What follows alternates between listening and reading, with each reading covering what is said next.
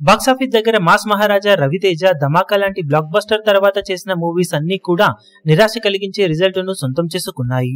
Ravanasura, tiger Nageswararao, eagle సినిమాలు ఒకటి తర్వాత ఒకటి రిలీజ్ అయ్యి అన్ని కూడా నిరాశ కలిగించే రిజల్ట్ ను సొంతం చేసుకున్న తర్వాత ఇప్పుడు రవితేజ తనకు మిరపకాయ లాంటి బ్లాక్ బస్టర్ హిట్ ఇచ్చిన డైరెక్టర్ హరీష్ శంకర్ తో కలిసి చేస్తున్న latest movie mister Bachchan audience ముందుకు ఆగస్టు 15న రిలీజ్ కి సిద్ధమవుతూ ఉండగా రీసెంట్ గా సినిమా అఫీషియల్ టీజర్ ను రిలీజ్ చేయగా ఆడియన్స్ నుండి మంచి రెస్పాన్స్ ను సొంతం చేసుకోగా బిజినెస్ పరంగా కూడా మంచి జోరును చూపెడుతూ దూసుకుపోతూ ఉంది ఈ సినిమా.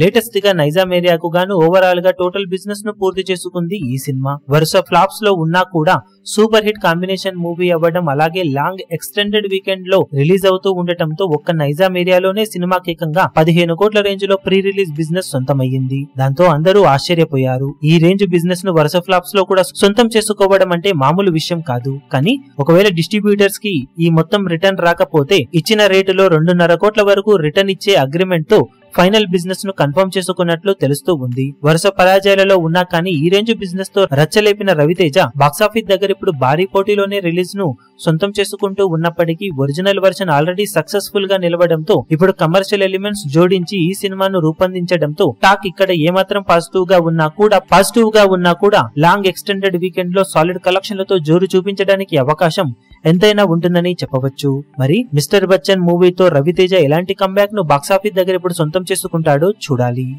ఈ వీడియో మీకు నచ్చినట్లయితే లైక్ చేయండి, షేర్ చేయండి, ఛానల్ ను సబ్స్క్రైబ్ చేయడం మాత్రం మరవకండి. ఏ చిన్న అప్డేట్ ను మిస్ అవ్వకూడదు అనుకుంటే బెల్ ఐకాన్ ను ప్రెస్ చేయండి.